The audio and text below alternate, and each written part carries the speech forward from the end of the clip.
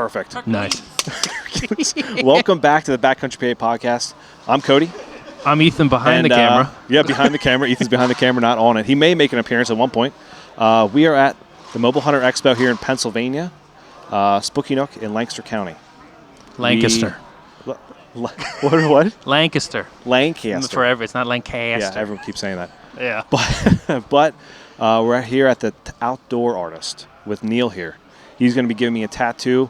Going to be picking his brain about his background and talking hunting and tattooing. Because I think a lot of hunters now have tattoos. Is that correct, Neil? A lot of hunters have tattoos, actually. It's one of those things, I guess, before, like back when our parents, stuff like that, not many people had tattoos that were hunting, and now it's like the thing, right? Yeah. Like everyone has a tattoo. That was Yo, you good? by the way. Yeah, we're beside the Osteo booth.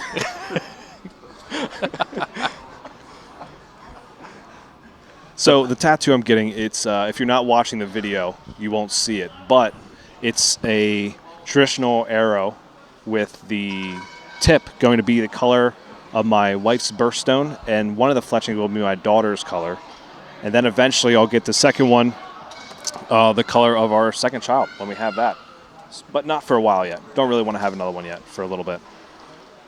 It hurts so bad. The wiping always The sucks. wiping, I just It hurts. Oh man. I think I saw some skin come up there. Yeah. So Neil, let's hear a little bit about you, man. Like, how did you get into hunting? First of all, we'll start with that. Oh boy, where do I start with everything? So basically, everything that I'm into and I do has a unique, crazy story, right? Yeah. That's just how my life goes, I guess. But so I didn't grow up in a hunting family, so keep that all in mind when I talk about whatever, you know what I mean? Okay.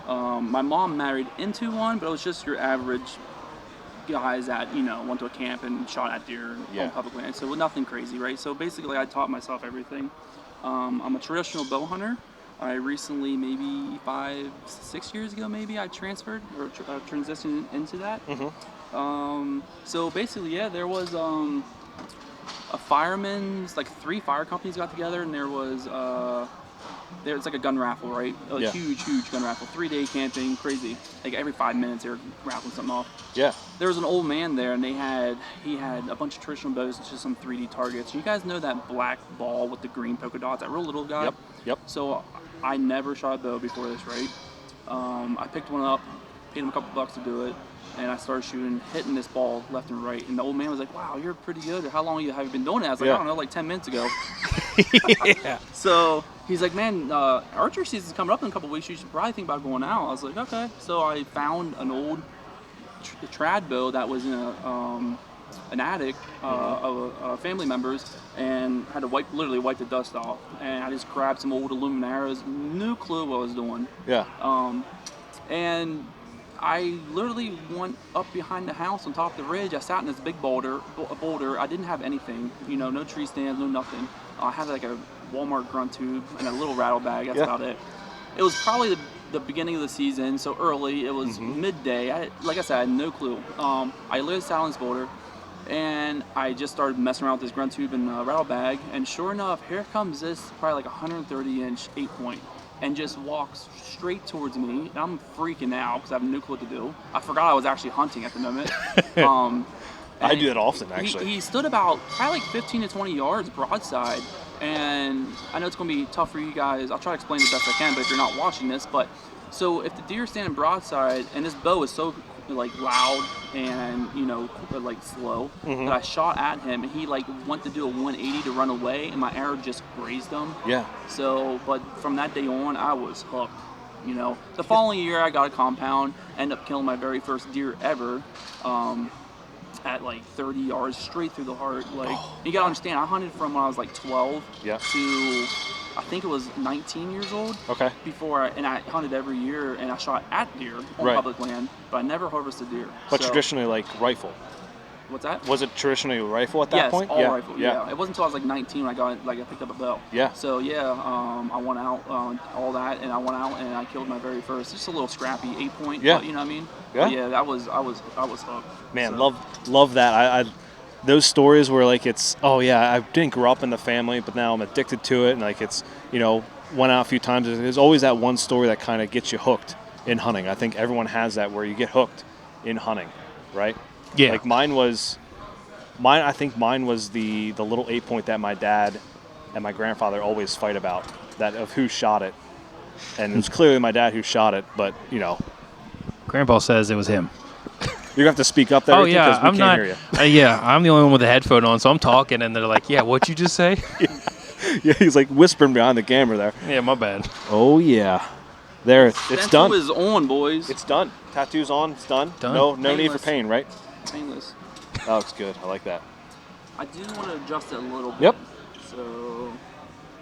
So arms are kind of tricky because like the bottom half of your arm it goes like straight, Yeah. and then it just your upper bicep slants to the side, and it goes straight again. So you got to kind of like, Make sure it's centered, kind of. yeah, give it some play to kind of equal things out. So Right. this is good down here at Okay. your wrist, but towards we call this the ditch where Yeah. your bicep starts. Yeah. I'm gonna move it just a little bit for you. Okay. Yeah. Well, now we got the. I'm gonna sound like I'm yelling. I'm gonna move the mic away a little bit. You can No, turn it- your headset down. Yeah, no, not for me, for the listeners Oh. later. Yeah. But now that we got the background on hunting, what's the background on tattooing for you, Neil? Okay, here we go again. Yep. Crazy ass story. So actually, a lot of people don't know this, but I was a custom airbrush artist for 14 years before I became a tattoo artist, right? I was in what's called VOTech. You go to high school for half a day and VOTech for the other half. And I was in an art class, and my teacher said, hey, we're going to go down to the auto body shop and watch this guy do some custom painting on a car hood. And I just thought, here's another boring, assembly or whatever. And I knew I wanted to do something with art because my whole thing is just creating in general, right? Like if you look at my booth, everything you see I created. I like to visualize literally anything. It doesn't matter if it's wood, if it's a sculpture. I love creating. So it's just so happened tattooing is what I kind of went with. But yeah, we went down to this auto body shop, watch this guy do this custom airbrushing on his hood, and I was like, I wasn't thinking anything of it. And when he started doing his thing, I just zoned in because he was talking about how he travels a lot and he goes to all these car shows and bike shows, and he did stuff for celebrities and like crowds around him as he's painting and stuff. I'm like, whoa. So I knew how my mind works, is I knew it was very, very important to keep up with this guy and pick his brain, right? This was, I graduated in 07, I'm 35, so to this day, he is one of my best friends. He's my life coach, my life mentor. He lives in Connecticut. I go up there a couple times a year, hang out with him and stuff. So it went from not knowing who he was, I zoned in, I got his email, his contact. He sold products, I bought his products. Every time he's in PA, I made sure I went to go see him, and I just kept up with things and just boom, boom, boom, everything led to another. So I started out as an airbrush artist. And then the whole time I was airbrushing, everyone was always on me about, you should tattoo. I was like, well, I can fix paint. You can't exactly, you know what I mean? Yeah. You can't So- fix the. I mean, you can. You can You fix it, can. but it's a lot of hard work So yeah, behind I it. cover up and fix a lot of tattoos now. Yeah. So anyway, as I'm getting tattooed, my tattoo artist, you gotta understand, he's old school, and he doesn't impress anyone unless he really sees something special in you, right? Yeah. So I knew this about him, so I didn't even bother asking. Yeah. But he kept up with my airbrush work, and he was Okay. seeing everything. But he actually approached me the one day he was tattooing me, and then I was like, all right, let's do that. Yeah. You know what I mean? So, but I did everything by the books. Like you Right. got all these people out there that are just picking up machines from eBay or whatever, open up shops, just scratching away. I did everything by the books, and the reason is because in the tattoo industry, if you meet a big famous tattoo artist, the very first thing you're going to ask you is, who'd you apprentice under? And if you say no one, I'm self-taught, then they'll look down on you. You know what I mean? It's Okay. tattooing is like sacred ground, and it should be treated like that. It's like, you know what I mean? So I paid $5,000 cash. I did a 2-year apprenticeship. I got a certification. Yeah. Whatever the word is. So I got the little piece of paper that looks fancy. The printout. Yeah, the printout. Yeah. I have it on my fridge. So yeah. So basically, going back to the guy that is my life coach, my life mentor, he when I first met him, he had this giant trailer. He was traveling and he was teaching. He had a mobile work like a work class. He taught, went to tech schools and taught kids how to airbrush and whatnot. And I was like, how did you come up with this idea? This is awesome. He's like, I literally read one book. and it just changed my whole perspective on everything. And you gotta understand, with my bad ADHD, being dyslexic and everything, I don't read. I think I read the Dr. Seuss flip book one time.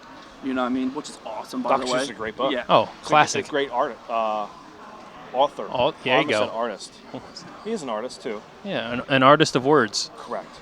There Well, we go. let me tell you, when I say I read this book at least 5 times, Yeah. 5 or 6 times, right? It's Yeah. just it's crazy. So it kind of put my mind in a whole different thing. And, the book is called Mentored by a Millionaire by Stephen K. Scott. Okay. If anyone wants to, but you can use it for everything in life, right? So businesses, relationships, workout, anything you want to try for get yourself better with and whatnot. Yeah, you know. absolutely. So- Yeah, I read. I'm reading a book right now. I forget the title of it right now, but it's pretty much around the same aspect of being just a better person in general. It's more in that aspect Right. than the business side and all. Like it's just about being a good person all around. Looks straight to me. Hey, if you drink a few, anything looks straight, right? Can't see it from my house. No, this is one thing I always hear.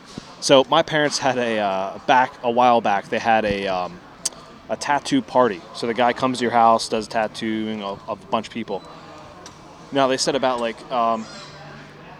when you drink more, your blood thins. Is that so? You don't want to drink before a tattoo. You trust me.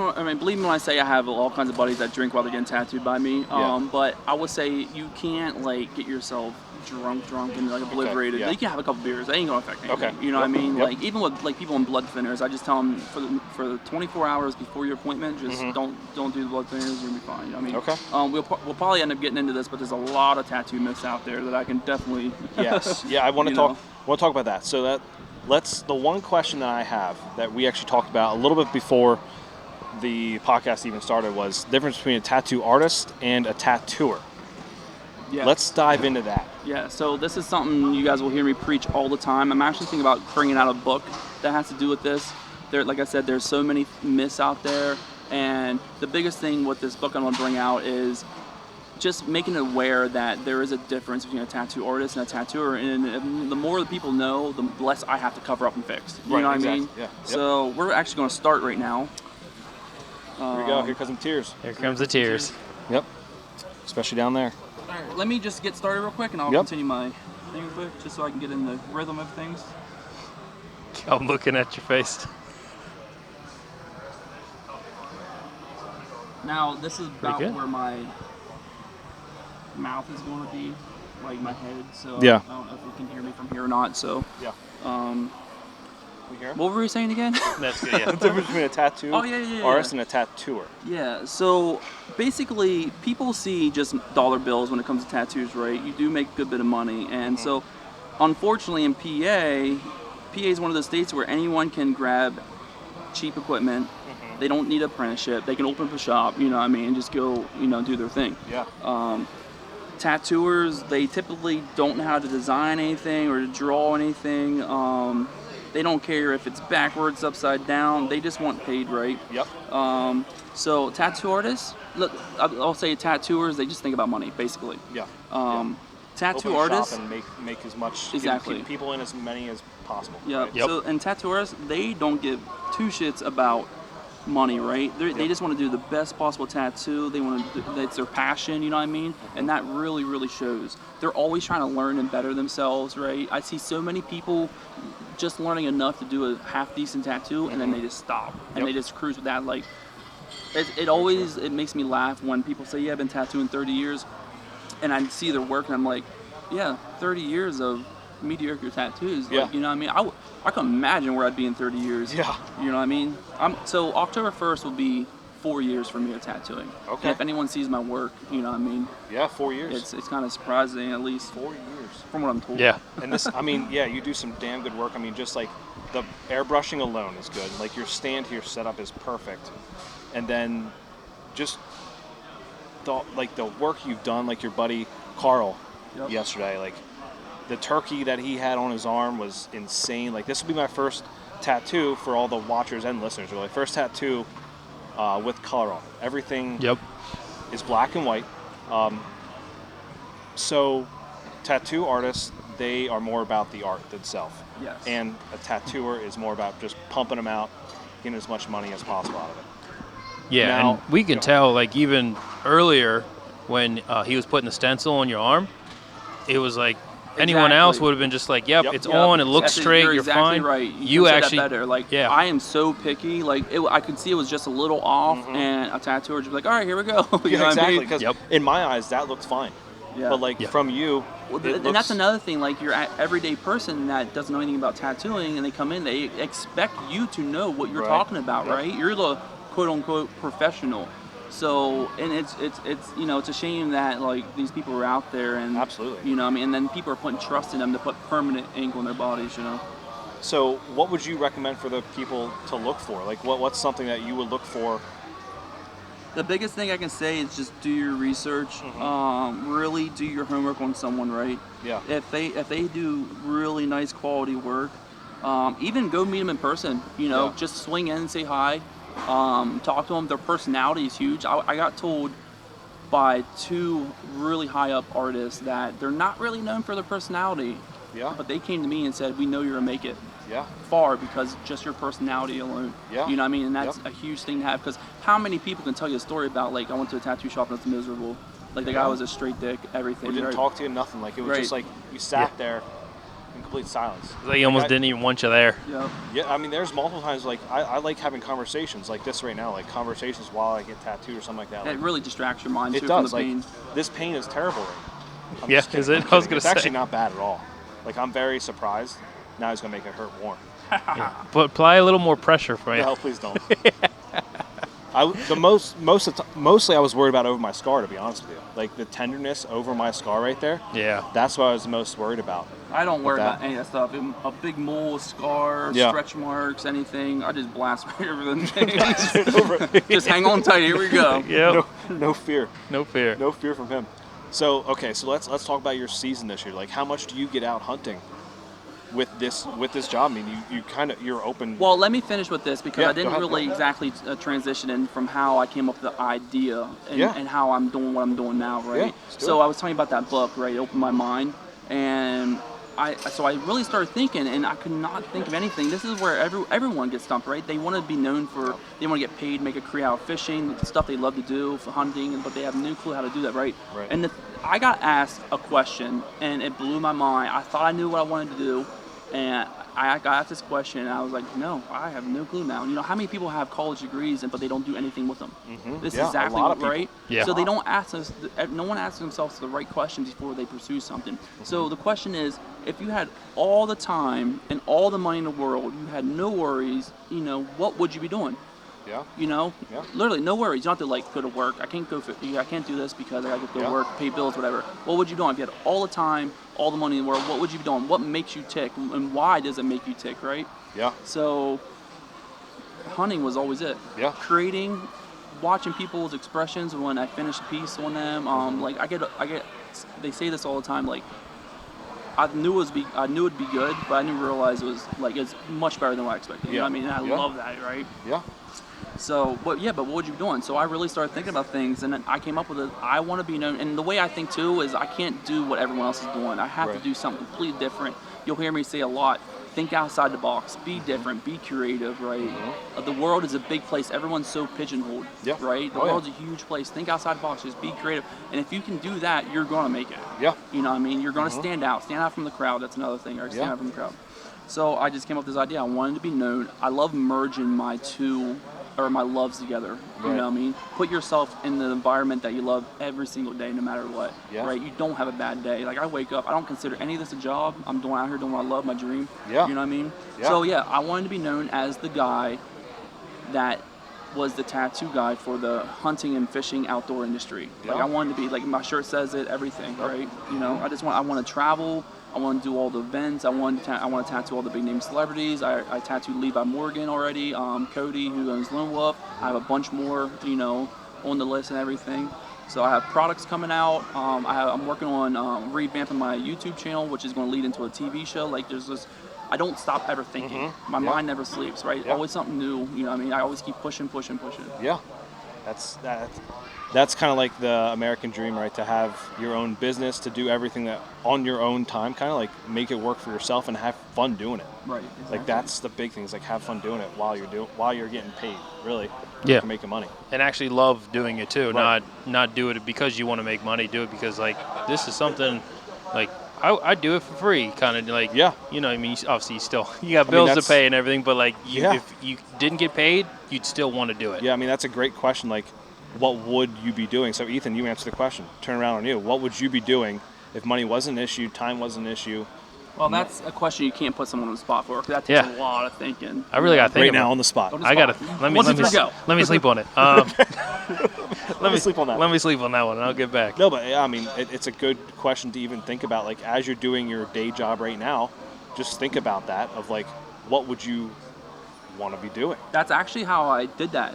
I was at a day job, and every day doing my work, I would be thinking of this question, and that's how I mean. I always utilize every minute of my day because life's short, right? You don't have enough hours in a day of that stuff. I utilize when I say about pushing yourself, people don't do the half the shit I do, right? So like I'm laying in bed, before I'm in bed, like falling asleep, I'm on YouTube watching tattoo videos, or I'm doing this or that. Like there's a lot of things I knew in the airbrush industry, and there's a lot of things I know about tattooing. But one person can say or do one thing that you didn't think of, and it can change everything. Yeah, you know what I mean? So I'm a true believer in that. That's why I'll be on the shitter. Yeah. Watching YouTube. You know what I mean? I'm just utilizing every minute of my day. So that goes to all the wives, girlfriends out there. Why we're in the bathroom so long? We're learning. We're learning on YouTube. Right. We're Googling things to make sure we make money for the family. Right. Exactly. That's what we're doing. So I don't get up until my legs are falling asleep. Yeah. Well, you don't get up until your legs wake up, right? Yeah. So when you get up, you automatically fall back down. Yeah, nothing like I'm stumbling down the steps, and she's, "What's wrong?" I was like, "Oh, I sat too long." You have to stay an extra couple minutes in the bathroom so you're like the redness on your legs go away, elbows go away. Yeah, your elbow mark, your forearm marks on your legs. The worst part is when you get to that point and then you hear the kids in the background being bad, and you have to hurry up because they broke something. Yep. I'm coming. Yeah, I know that all too well. Like my daughter will sit outside the bathroom and say, "Dada, Dada." Yep. I'm like, okay, I'm coming. There's been plenty of times I ran out of the bathroom, my pants down around my ankles because the kids, I heard a smash or something. You know what I mean? Yeah. Oh man.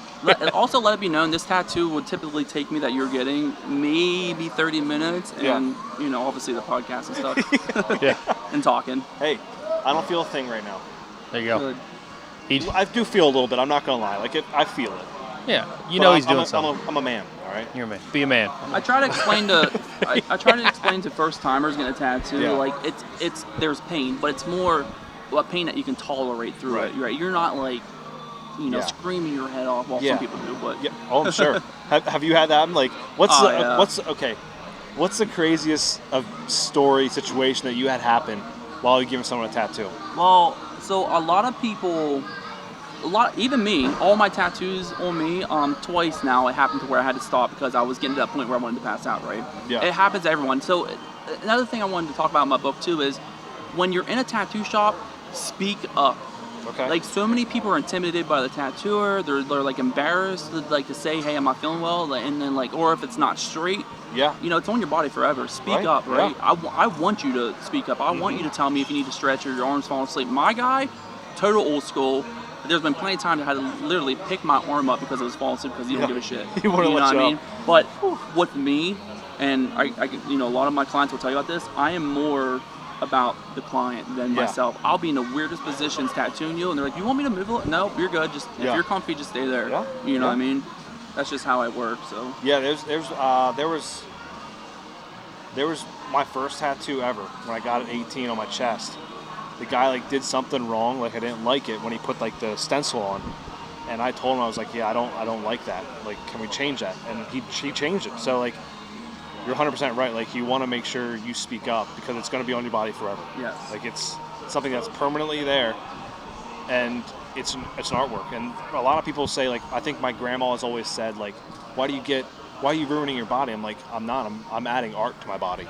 Right. Yeah. I'm perfecting what's already perfect. Whatever. I'm making something that's perfect already more perfect. Yeah, exactly. Right. Something along those lines. So let's get into your season. So, like I said, you're 2023, 24 season, like obviously you do this, so you have to be doing this if you have, to make money. Yes. So how do you get out? How do you, kind of tame that beast? So what I was going to get at is when I first started tattooing almost 4 years ago, it went from me hunting all the time, bow hunting. I was tagging out early season all the time. And literally since I started tattooing, I get out maybe 6 times a year or something like that. Okay. I haven't tagged out since then. Yeah. And you have to understand me as a hunter. Like everyone hunts for a reason. Me, I'm just trying to, get a buck that makes me happy. Like I passed up $25 one year, hunting. Jeez. I passed up so many there's different reasons, right? And I'm all for whatever the reason is. Yeah, absolutely. So, I mean, don't even get me started on, that's a whole different subject, I hunt, or I can't eat the antlers, or whatever they say, you know what I mean? Yeah. Okay. Yeah. You can stir the pot, though. Yeah, we're going to, We're going to stir the pot today. So, I haven't tagged out forever, so because the reason being, I wanted to build this my brand up. I wanted to really focus on my career. I wanted to get really good at tattoos. But I didn't want to lose that spark as well. You know what I mean? So I made sure I got out some. Now to the point to where everything's up and running. There's still a lot to be done, but everything's up and running. And so starting this year, I'm actually taking the week before and the week after Halloween completely off. Okay. I'm going out to Ohio and Illinois and stuff. You know what I mean? I'm going to just fully hunt because now people are watching me. I don't want to be just a tattooer. Yeah. Or a tattoo artist. Sorry. Be careful. Wow. I want to be known for getting some good bucks under my belt. I'm actually going to be doing some competitions. I thought about doing the Bear Bow class, Lancaster Classic. I wanted to be known for some more stuff. You know what I mean? Absolutely. So, yeah. I think when you have sort of a face in this industry, you kind of get to that where it's like, oh, I feel like I have to produce something. Right. But yet also you don't want to lose the reason why you do it, right? You don't want to be like, oh, I have to get a big buck down just to prove something. Right? I can tell you right now, with what I have going to be happening with me, with all my my videos and all that. I do video everything I do, even before all this. But I will tell you, you won't see me pass up 140-inch deer. You know what I mean? Dude, I'm a trad hunter. Yeah. You know what I mean? At the end of the day, I'm a trad hunter too. So, but not only that, it's just my hunting. I just I'm not going to wait on because I know there's a big buck in the air. If a good one comes in, I'm going to shoot it. You know what I mean? Absolutely. So I'm going to be as real as possible, and I'm going to show you all the mistakes and everything, right? Because people learn from mistakes.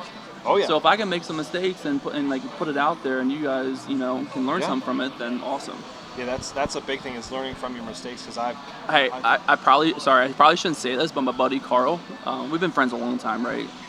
And it's so funny how we became friends, but we tried filming back in the day, and I went out with him, and it was getting dark, and deer comes in finally, he smokes it, got all on film, we go to track it, he's in front of me, he finds, he's like, bro, turn the camera on, yeah, it still has spots. Because it was in that phase of, it was in that phase of just barely, it almost lost its spots, right? Yeah. It wasn't newborn or anything, but you wanted that veal. But dude, he's gonna kick my ass. You wanted veal. You wanted that baby meat. You know? Yeah, I got you. But it's tender. It's funny. Yeah, it's tender. I shot 2 before. They didn't have spots on them, but they were young. They're little ones. Yeah. Yeah, they were little ones, but it probably got them excited. That one that came up got them excited. Obviously, if we would have known, we would have passed it up. But yeah.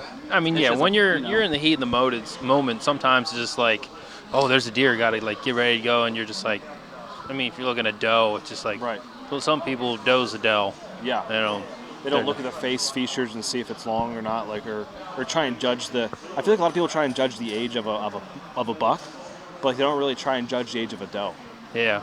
Because there is no restrictions. Right, there's no for restrictions. A doe. You just okay, this is a topic. Do you think they should add a restriction like that? You can't shoot one has spots or one that's a yearling. Do you think they should have that? Nope, because I believe you should be out in the woods enjoying life and doing what makes you happy. Yeah, I agree. But at the same time, be respectful, take ethical shots, all that stuff. But there shouldn't be if you want to take that animal, because that's what makes you happy, then you should be able to. What about antler restrictions? I would say the same with the antler restriction, but like I said, it's everything that you can talk about in hunting, whether it's yardage or whatever, is going to be people arguing back and forth, and everyone has their input, right? Yeah. But I'm just saying, at the end of the day, I just want you to be happy. I want you to just be out there, just taking it all in and don't just living life. You know what I mean? That's what I'm about, just living life. I feel like the antler restrictions it helped a lot with Pennsylvania here. Oh, don't get me wrong, it definitely helped buck, a lot. Yeah, right? so like if you hunt, now there's obviously reasons, but if you go out in Illinois is like those states, it's just a whole different world. Dude, but they're strict out there, and it shows. You know what I mean? It is. I had a 180 behind me at like 80 plus yards, and I was in a tree the size of my leg, and the tree was shaking when I was in the saddle because it was that far away, and I just saw this rack walking, and I was like, holy shit. Yeah. Yep.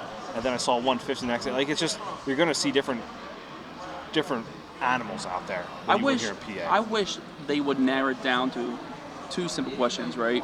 And then make the rules and regulations off of that, right? Yep. Do you want people to be out enjoying everything and just living life and just hunting and being happy, or do you want to make it to where they're miserable because they can't harvest a deer because there's so many restrictions on it, and then drive so many people away and get out of the industry? You know what I mean? Yeah. So, I mean, it's when you add too many restrictions, people get upset. Like, I mean, there's a big argument right now about, because you're from PA here as well, so like, big argument right now between the Saturday and Monday opener, right? Right. Like For rifle, yeah. Or opening day on Monday or Saturday. Yeah. So if you really want to know my input on that, why won't they just do like Sunday opener? Boom. Like if you need a day off, you know what I mean? Because there's states that there's no days off. You just hunt Saturdays, whatever. But if you need, why not do like a Wednesday or something? You know what I mean? Because you got to think of the working class people. You know what I mean? They only have weekends. Yeah, so true. why would you take a Sunday away from them? You know what I mean? And then you have like the hikers I said about, well, we need a day so we can hike. But the thing is, we'll make it a win-win. I'm always thinking about like making it equal for everyone. Right. Come together, make it. You know what I mean? So why not do like a Wednesday or something? You know what I mean? Everyone's working anyway. You can still hike, you know. Yeah. Yeah, I mean, if you make one random day off a week, right, where or you have like a couple, during the week to have a Wednesday off for the deer to quote unquote have a rest day. Yeah. Because that's what everyone's argument is. Yeah, I heard it all. Yeah. It's like, make it a Wednesday where it's a random day where it has no effect on anyone really, because everyone's going to work a Wednesday. You have those rare hunters like me last year where I took off multiple Wednesdays or Thursdays just to go out. Or you got them third shifters like me. Right. I'll go out right after work. I've done that those days are over for me, buddy. No more night shift. I did that so many times. I'm waiting. I'm waiting for it to be over. You gotta speak up there, buddy. Oh, yeah. I'm waiting. I would come home at like 6 o'clock in the morning, music blaring because I'm wide awake, I'm wired, you know what I mean? Come rolling through my town, and I heard about it a couple of times from some people. Yeah, we heard you coming through. Well. Yeah, well, I mean, I had to stay awake and I was pumped up. Yeah. Yeah, and you had to wake up to go to work, so you're welcome. Yeah. So 4 years ago, you started this whole thing. Yes. Did you have a shop when you first started? Yeah, so when I got done with my apprenticeship, I was like, just like going to college anywhere, like you finish up what you're doing and then you gotta figure out what you want to do now, right? Yep. You can either stay with the guys, you can go off on your own, you can join another shop, whatever. Yep. This shop, I got a shop right out of my apprenticeship. Not that I really wanted to, it actually worked out for the better. Right. But not that I wanted to, it's just it kind of fell in my lap. Yeah. You know what I mean? Like I just so happened to be in the mall the day before Christmas or 2 days before Christmas, and the dude was walking around. I already knew just by looking at him he was a tattoo artist, and I just wanted to talk to him because I knew he was a tattoo artist. Yeah. And he said, yeah, I actually own a shop right down here, and I'm about to move, and I'm trying to keep it a tattoo shop, so I'm trying to find someone to keep it running and stuff. So I was like, oh, well, funny we just ran into everything. I'm a true believer on everything happened for a reason in life, right? I really, really believe that. But so it's just weird how, like I said, we kind of like just ran into each other. He was about to move. He was trying to find someone. So yeah, everything just lined up, and yeah. So yeah, I own a shop as well here in PA, Central PA. Okay, yeah. I mean that's pretty. It is weird how things just happen like that. But I completely agree with you. Like a lot of things happen in that sense where it just happened. It just you're thinking about it, then all of a sudden everything just falls into your lap, kind of. Right. But yet again, sometimes it doesn't. You got to work for it. You know. Yeah. The shop is called Primal Arts Tattoo Studio, by the way. Okay. If you want to check it out on Facebook or whatever. Where is that located at? Selinsgrove, Pennsylvania. Okay. And everything I do, like I said, I try to merge everything that I love. So everything that I do, I try to like keep it in the realm of the outdoor industry. So like I wanted to go, I had a couple different names. I had actually really cool names I had picked out. Like I think I had like Earth Tone Studios, Painted Red, or something like that. But I ended up going with Primal Arts because I am a traditional hunter and it's like the primal era and all, you know. So and like my logo for my shop is a saber-toothed tiger with face tattoos and piercings. Okay, yeah. That makes sense. I mean, I wouldn't picture anything else, honestly. Right. I mean, it could have been. I mean, yeah, you can't really go somewhere else with primal than a saber-toothed tiger. A woolly mammoth. Well, no, with not primal enough. With a man bun in the back and. Oh yeah, think about that. The woolly mammoth with a man bun out the back. Oh, okay. That could be it. There you go. That could be a one creation you can add to your studio, I guess. Right? Yeah. Oh, a whole herd of animals. Yeah. Yeah, might as well. Everyone just sitting around the campfire tattooing each other. The saber-toothed tiger tattooing a woolly mammoth. Oh, you know that what I would mean? be sick. Yeah.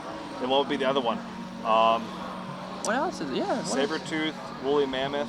That's it. What's Yeah, just those that's two it. just sitting around the yeah, fire. that's it. What's Sid from Ice Age? He's a sloth. A sloth. An old Add a sloth. sloth in there. Sid the Sloth. Sid. Yep, Sid the sloth. There we go. I am a flightless bird. So you only got out a couple times, 6 times this past year? This past year, yeah. Okay, Only so a handful of times. Now I went to an outfitter in Ohio. Okay. Those guys are super cool. Sunfish Valley in Ohio. I made a lot of connections, a lot of public friends there. And then I also went to did public land as well in Ohio. And both times I seen them 160s at least. Okay. Right. It's just trad. The one was 80 yards. The other one was like 50. So. Yeah. So yeah, almost got it done. But what's cool is like I try to utilize everything I do. So what was cool is I took my mobile studio out there because at nighttime, in the late evenings, no one's doing anything. Yeah. So I tattooed everyone. So not only did I pay for my hunt, Yeah. I also made money. Yeah. You know what I gas mean? money for the way back. You know? Everything. Yeah. So it kind of worked out, right? Paid for your whole trip. That's ingenious. And honestly, I got to hunt as well. You know what I mean? Yeah. You made everything in one and did 2 things you love. You hunted and you tattooed. So I mean, that's the best part of it is you can mix everything together. Man, I love that. I love everything about this. I can't wait to see what this looks like when it's done. Me too. Man. Yeah. I like just sitting here watching it, just as like a third person, just kind of staring off in the distance, like, I'm ooh. not gonna lie. Like sometimes, like I vaguely remember the last ones, but it's like I feel like sometimes I would have fallen asleep. Mm-hmm. Like I feel like this one I could have fallen asleep in. Easy. Yeah, ever have anyone do that? Fall asleep in your chair? Oh yeah, yeah? for sure. Like I was saying, I start talking about things and I get off on a different subject, so I never finish what like my point was going to be.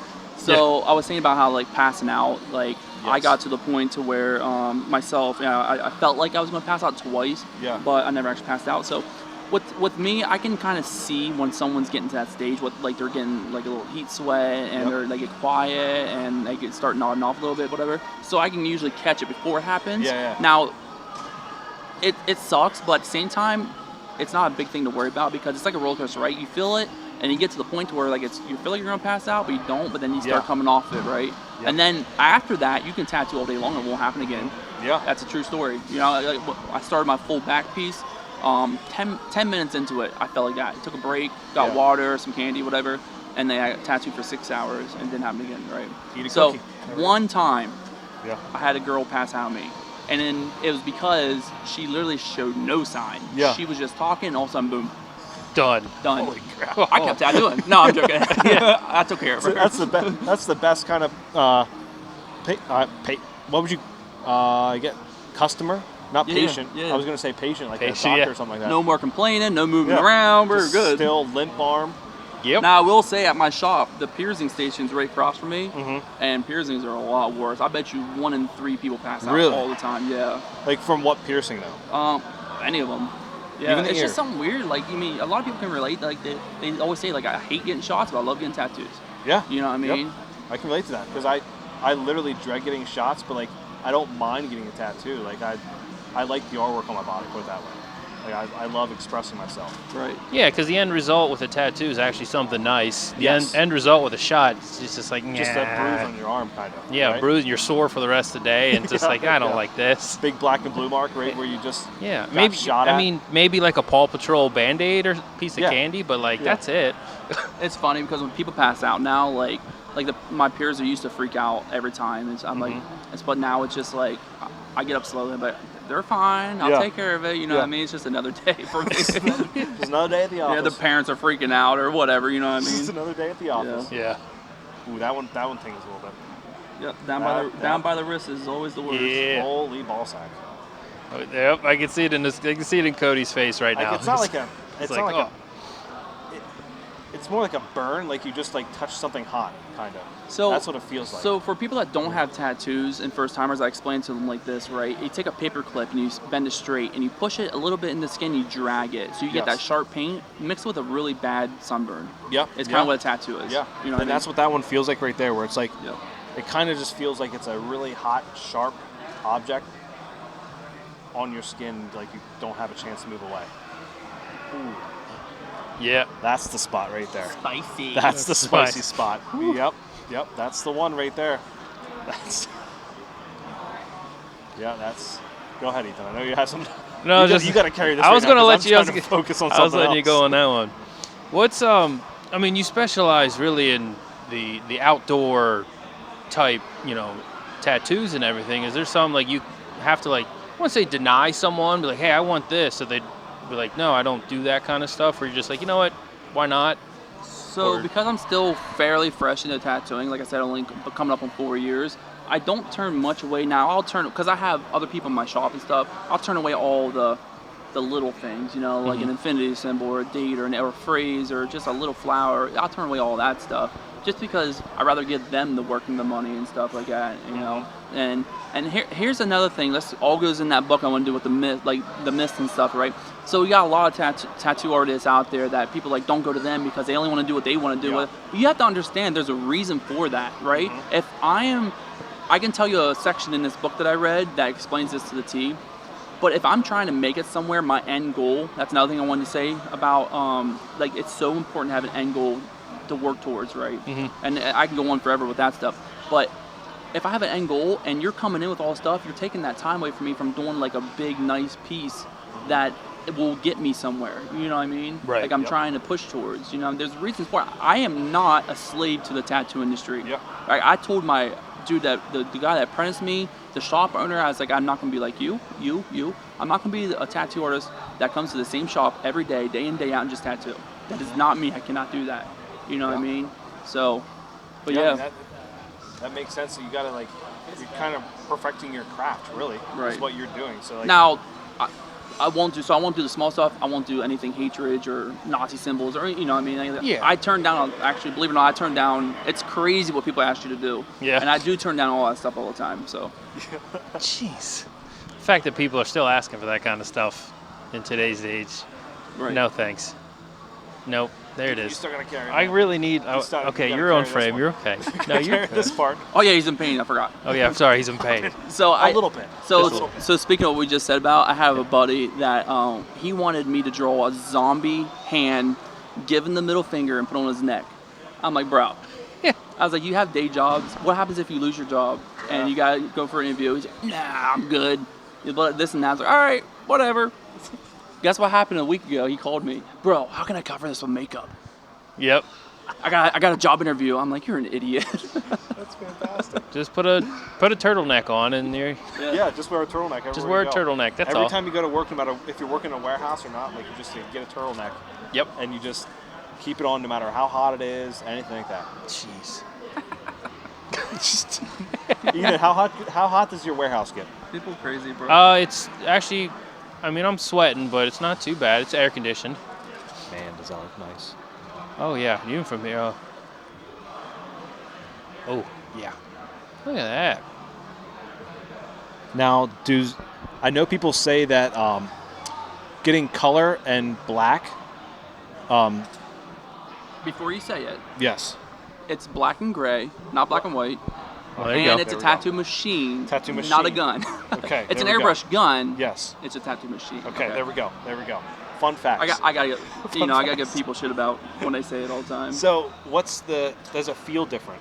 The color versus the black and gray. See, this is another thing. Like, obviously, I don't know 100% because I don't know like the science behind anything. Right. But to me, I like to think I have amazing common sense, right? So if I hear a song or if I see something built, or I can break it down with common sense and redo that, right? Right. Yes. So like if someone comes to me with an insane art piece, whether it's airbrushing or painting or tattooing, and your normal person will be like, they'll get like terrified, and be like, no, I can't do that. Me, I can sit there and break it down with some common sense to understand how it's done, right? Yeah. So I hear, like I said, I hear everything all the time. Oh, white hurts more. Or this, no. Yeah. Think about it, right? White is at the end. You just sat through all this pain.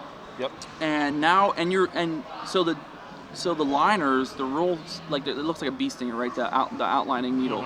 So you're doing this sharp paint, and then you go to the shaders, which is like a fan brush almost, and it's more like a wire brush, like it's like more like a burning. Yeah. So I like to think of the lining needles as like a sharp bee sting, and then the shading needles as like a burning sensation, right? Okay. So now you're into the shading, you're putting the color in there with the shading needle, and now you're going back into a liner to do the outline for the whites and the highlights and stuff, right? Yeah. So yeah, it's going to hurt more. It's not. I don't think it's because of the ink. Right. Like I heard, like color hurts more, or this or that. No, you're doing the same It's thing. a type of needle. You're still using the same machine. You're still using the same needle. You know what I mean? Yep. So that's just my opinion. It makes common sense to me. You know what I mean? It's no, that makes complete sense. Like, because that's what I always heard. Like, I've always heard that like color hurts more because it's more needles or whatever like the case is. But I heard, like I said, I heard everything. I heard, my body don't hold color well, this and that. No, it's the person that tattooed you didn't do it right, so it fell out. You know, so if you're a first timer and you have a bad experience, that's going to turn you off from a lot of things. And then you're going to tell your buddies that this and that, and then that's going to spread, just like rumors, you know what I mean, when it's not true. Yeah. You know what I mean? No, that's why it comes back to choose and wisely, do your research, have an amazing experience. And that's another thing I wanted to say about when like you go to a shop and it's quiet and the tattoo artist is a complete ass and stuff. Tattooing, getting a tattoo should be like a day at the spa. It should be a whole experience. You know what I mean? It should be fun, relax, all that stuff. Put cucumbers over your eyes. Yes. All that I will fan you. I will feed you grapes. Now, that's one thing I want to touch on because I saw your story about the tattoo dates. Oh, yeah. Has dude, anyone hit you up about that? That blew up. Did it really? Like, yeah, it blew up so bad on TikTok, everything.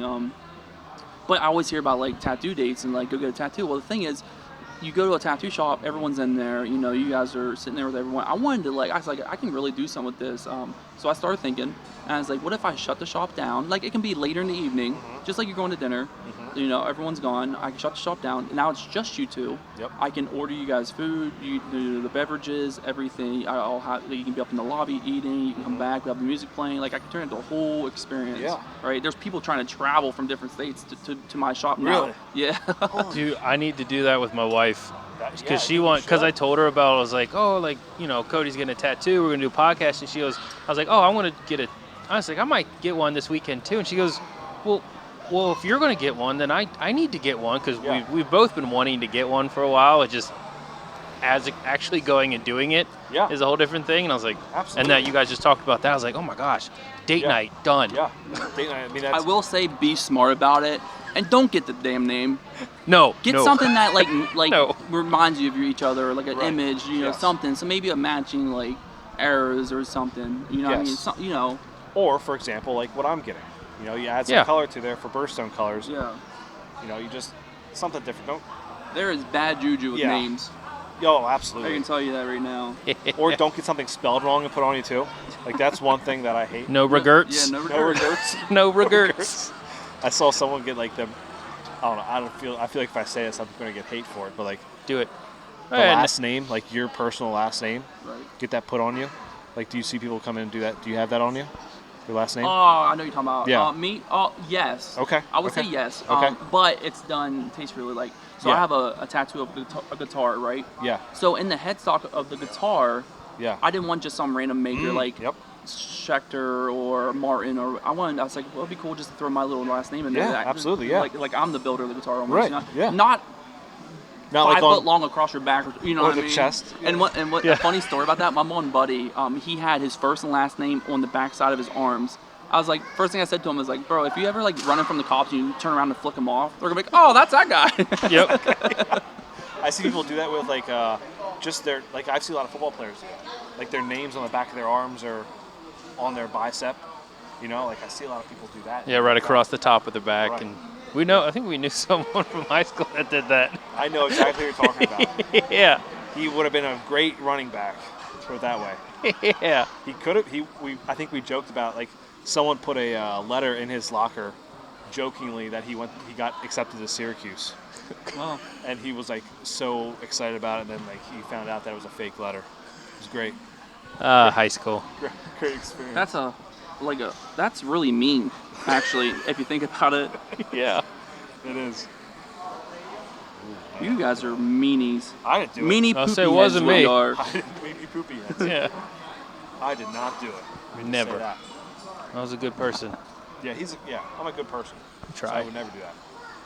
Eat the more So when questions over there. Yeah, so now that this, I mean, like you said, you got out like, what, 6 times to hunt and everything. Like, do you just kind of go in somewhere blind, or do you even get a chance to scout? So I will tell you, I used to have like a good bit of acreage in PA that was private, and that's where I did most of my hunting at, and that's where I killed pretty much all my bucks.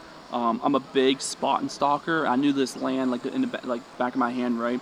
And I was able to actually the buck that turned.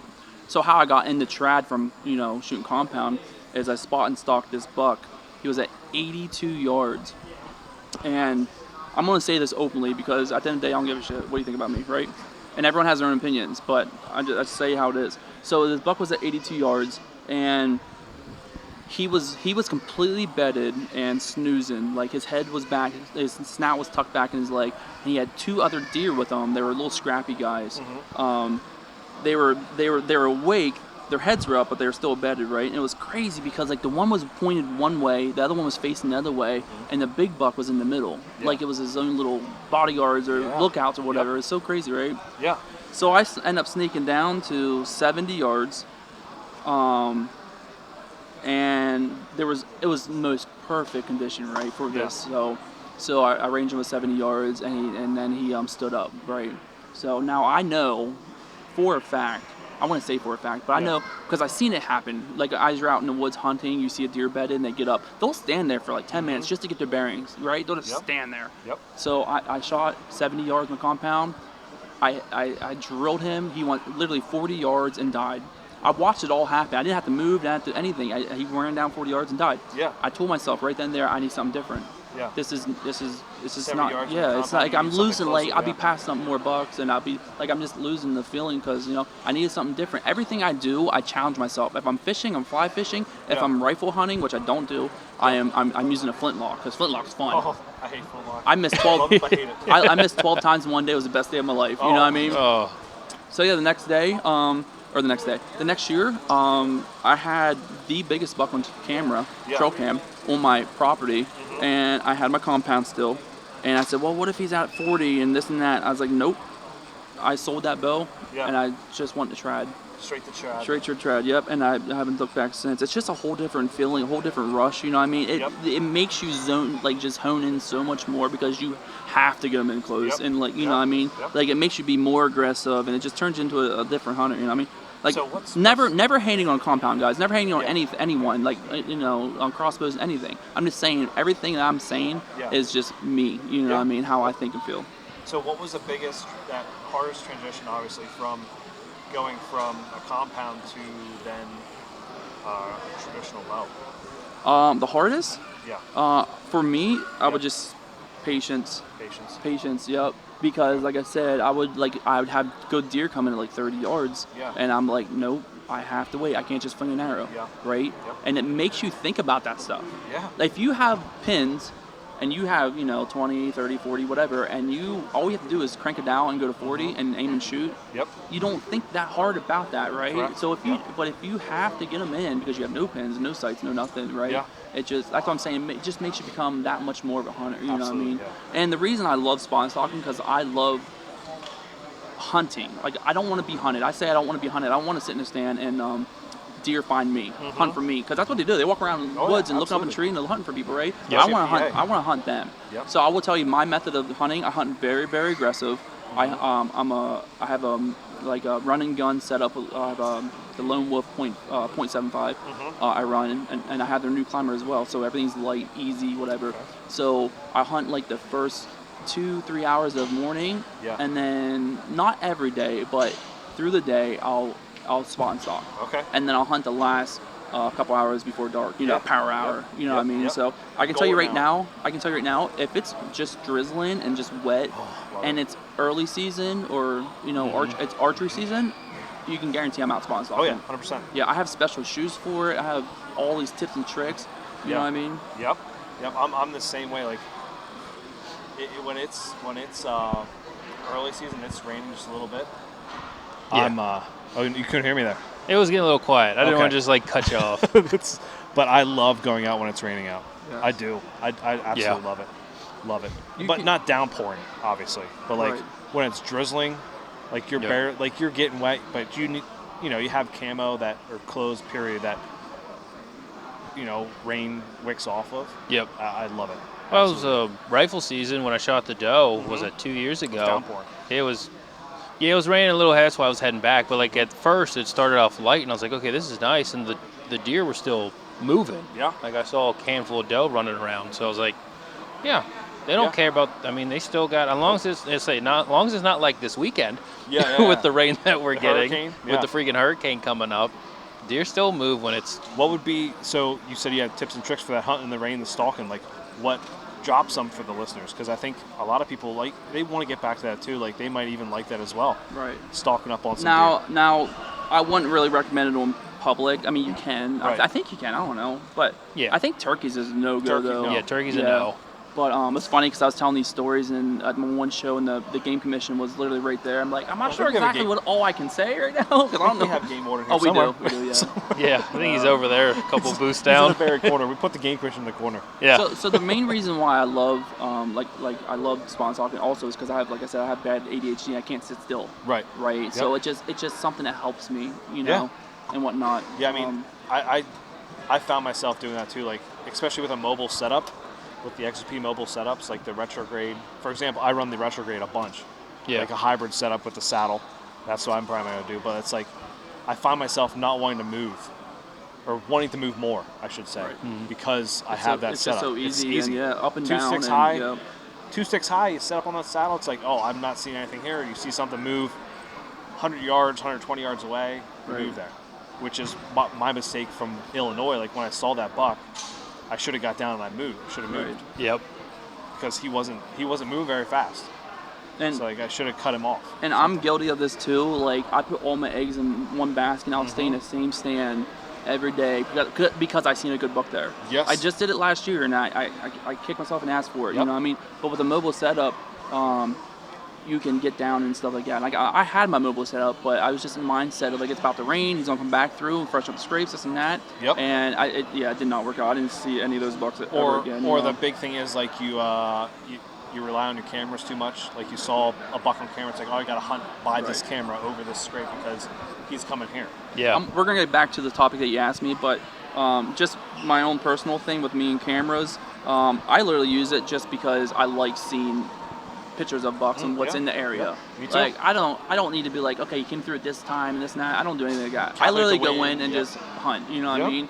But when I'm using one, it's just because I like to see. Yeah. You know. I have. How many cameras do you have?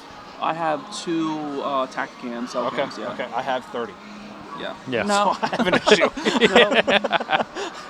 But I don't like. I'm not like trying to like. I don't know. I feel like people use them differently, obviously. Oh, everyone uses them differently for sure. And the thing is, what's cool about like cell cams, which everyone can relate to, is everyone was guilty of this too. You're once a week in the woods, right? You're to check your cameras, and you're putting so much scent in there, and you're literally destroying that spot by checking those cameras. You know what I mean? Yeah. So There's actually a study out, and I don't remember what study it is, so don't necessarily quote me on this, everyone. But the hunting in the rain actually isn't as good because deer can actually smell better in the rain from this one study. Now I think it's because, like, if you think about hunting dogs or tracking dogs, when you shoot a buck or shoot a doe in general, you get tracking. Yeah. that dog can actually smell better when it's like a light rain because it can actually smell the scent of that from the hooves of that deer. Right. So it could be true, but yet I still love hunting in the rain. Yeah, I mean, if you think it makes sense, Yeah, I'll Yeah. believe it. Yeah. I'm so gullible. If you tell me something, I'm like, yeah, sure, why not? yeah, I mean, you think about it when it rains, like you can smell, like you get that musty, Yep. musky kind of smell, and just like, nope, something's here, and you just brings it out, and Yeah. I mean, you smell. I don't know, maybe it's just the Lancaster County. Maybe it's the Gatsby Lancaster County thing, chocolate like, factory I'm type like, thing. I can smell the rain coming, like one of those. So what So tips do you, tips and tricks. There we Okay. go. There we go. I'm gonna Back to it. I'm gonna start with shoes, right? You Yep. don't want to do it in muck boots. You don't want to do it in like heavy boots, right? I have these shoes that is literally socks, Okay. but they have a rubber sole. It's like you're walking barefoot. How many times you watch a hunting show and you see them slip off their boots quick to get in closer? You know what I mean? Well, you don't have to do that. Yeah. Because I have these like, so that one thing, right? Hunting and like spot and stalking in the light rain drizzle when everything's wet, when you when you step on a branch, it does no longer go crack real loud. It's just like real soft. Yep. You know what I mean? Also, all the raindrops are hitting all the leaves, all the trees. What deer's hearing being so good, Yep. they are like they're going crazy because now they can hear everything, and you kind of blend in to everything now too as well, right? Darker. Yeah. Kind of moving slowly. Yep. Quiet. Yep. I have videos of me grabbing deer antler, like all the horns. I have a video on my TikTok. You have to scroll way down for it, but I peek up over this boulder and the deer. It's just a good PA 8-pointer or whatever. Yeah. But he's just chilling there, bedded. I'm 10 yards away from this deer, and no clue. I could have shot him 10 times when I tried bow. Damn. But I passed him up, right? Yeah. And which was cool because like a week later, a young kid actually killed that buck. Oh, that's sick. So I thought that was kind of cool. Absolutely. But one of the biggest tips I can give you on spot and stalking is see that deer before he sees you. Yeah. Because now if you can do that, you know what I mean, he can keep an eye on that. You know when to move, how to move, you know what I mean? So, but obviously there's been times when that deer, I was walking through and I seen a deer, but he was looking at me, and then I tried to make a spot. It never works. Okay. When they see you, you know what I mean? Yeah. So that's Game why over.